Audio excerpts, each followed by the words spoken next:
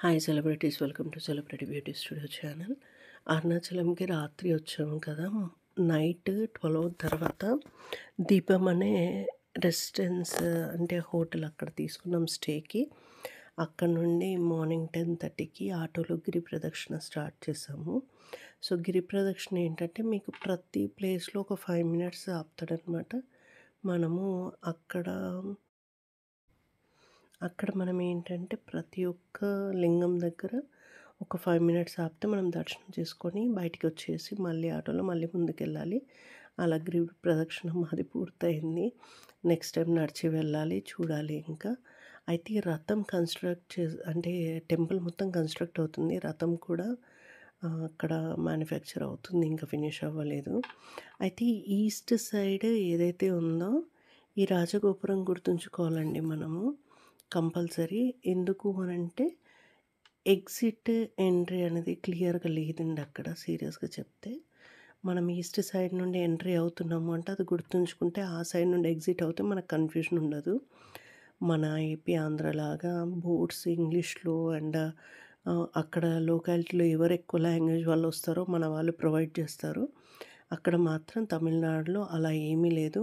Only తమిళ్‌లోనే boards రాసున్నాయి.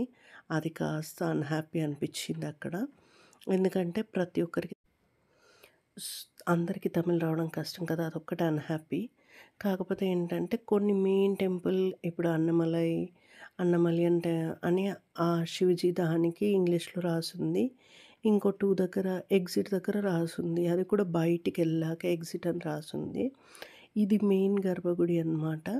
ఇక్కడ ఇది చూడండి, ఇక్కడ నందీశ్వరుడు ఉన్నారు కదా! ఇక్కడ మేము దీపాలు ముట్టించి మేము లోపలికి వెళ్ళామన్నమాట. అయితే ఇక్కడ అగ్నిలింగం కాబట్టి ఇక్కడ చాలా వేడిగా ఉంటుంది. చాలా అంటే చాలా వేడిగా, భరించలేం అంత వేడిగా ఉంటుంది. కంటిన్యూగా ఫ్యాన్స్ నడుస్తూనే ఉంటాయి. కానీ అగ్నిలింగం కదా చాలా వేడిగా ఉంటుంది.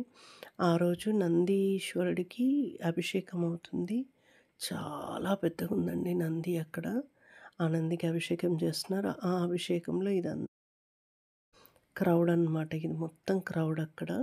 సో, మనము పత్రి, ఫ్లవర్స్, అభిషేకంకి సంబంధించినవన్నీ వస్తువులు తీసుకెళ్తే వాళ్ళన్నీ ఒకే దగ్గర కలిపి అభిషేకం చేస్తారనమాట. సో, ఇక్కడ మొత్తం అయ్యాక మేము నైట్ 6:30కి అక్కడ నుండి ట్రైన్ ఉందండి తిరుపతికి. సో, ఈవినింగ్ 6:30కి ట్రైన్‌కి తిరుపతికి బయలుదేరాము. సో, 6:30కి స్టార్ట్ అవుతే నైట్ 10:40 అయ్యింది తిరుపతికొచ్చేసరికి. Thank you.